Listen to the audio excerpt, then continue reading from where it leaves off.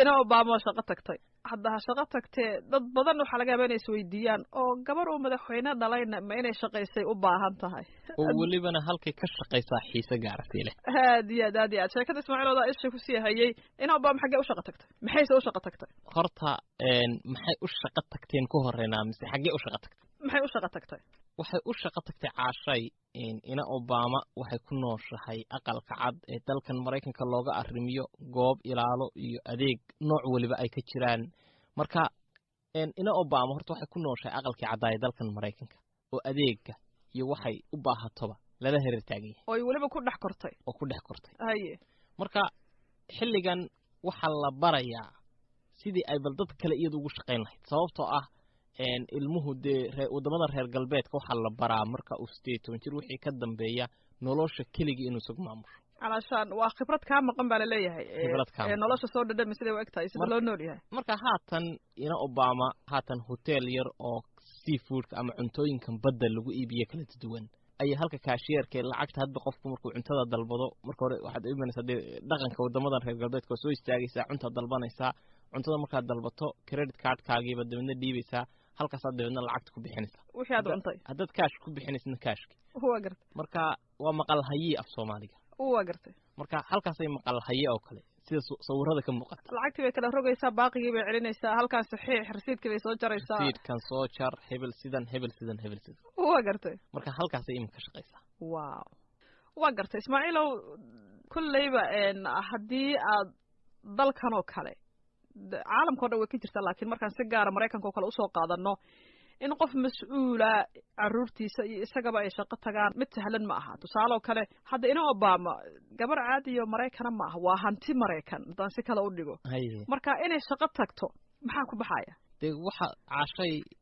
waa kulba dhinacna waxa la doonayaa inantii nolosha inay barato dhinacna waxa la doonayaa in la ilaaliyo marka iyada waxa la socda oo ilaalinaya ammaankeeda 6 askari oo kuwa sida gaarka madaxweynayaasha ugu tababaray ilaalintooda oo kuwa madaxda loogu talagalay waa gartay marka 6 askari baa iyada inanteena waxa loo ogolaanayaa inaanay dareemin diiqad iyo ay si furan u shaqaysan karto haddana ammaankeedina la ilaaliyo ammaankeedana 6 askari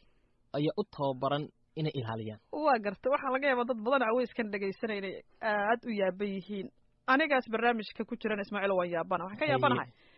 haddii gabadhii ay shaqo tagtay waa garan karnaa qof maqal haye inta uu ku shaqayn karo 6 ilaalo ah oo kuwa madaxda inay ilaaliyaan loo tababarayna inta ku bixi karto waan garan karnaa marka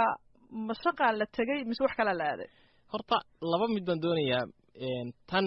adinkii weydiisay waan soo noqonayaa laakiin tan horta askartaan tago askartan Mareykanka ee ilaalisa madaxda inta badan waxa loo tababaraa ammaanka madaxda iyagoo ilaalinaya haddana madaxda inay u ogolaadaan inay u dhaqmaan si qof caadi ah dadku ma dareemaan madaxdii laftigooduna isma dareemayso in la ilaalinayo askar qori weyn taagan oo xaggan ma jirto laakiin deegaan ahaan bay u ilaalinayaan marka qofkii si caadi ah isaga dhaqmay isagu isma oga in la ilaalinayo sirtiisi armiisa gaarkaana waa isaga u gaar yihiin hawlihiisa oo dhan dushaasa lagala socdaa marka inantani sidii qof caadi ah soo shaqo tagay uniformkii meeshay soo xidhatay sidii qof caadi ah soo shaqaalahay la mid tahay waa gartay marka laakiin deegaan ahaan baa loo ilaalinaya iyada waxaanay kala helayaan iyo hawsha ku baxaysa iyada waxa loo soo saaray ama ay hobbigeeda u soo baxday waxa weeye in ay barato bal dadka kale in loo adeego oo loo shaqeeyo awliyadu ma loo shaqeyn jiray marka haatan iyadiba adeeg bixinaysa oo dadkii raali gelinaysa oo raali ah excuse me kule sidee ku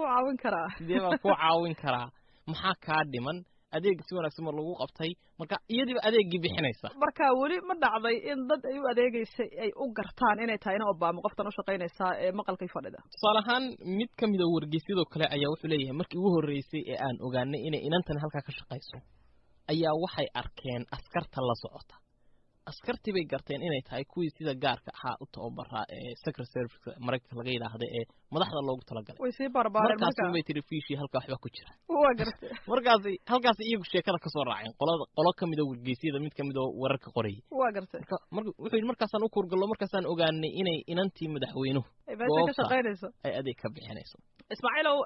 qolada shaqaalaysiisay malaha goobtaasi ganacsiga hadda suuqeeda waa xaami ilaan inta rabto inay ina Obama oo adeegaysa ay arkaan oo u shaqeynaysa arkaan inta wax iibsanaysa waa aad u kala badan yihiin marka waaba suuq geyn kale Soomaa goobta laftigeeda meel nasasho la isaga yar tago ah sidoo kale goobta waxa iska leen inay madaxweynaha baa la sheegay si wargeysada qaarkood qoreen ay asxaab ahaayeen oo ay isgaranayaan madaxweynaha ayaa makhaayada laftigeeda iska leh marka goobtan laftigeeda goob nasasho la isaga tago dee baddi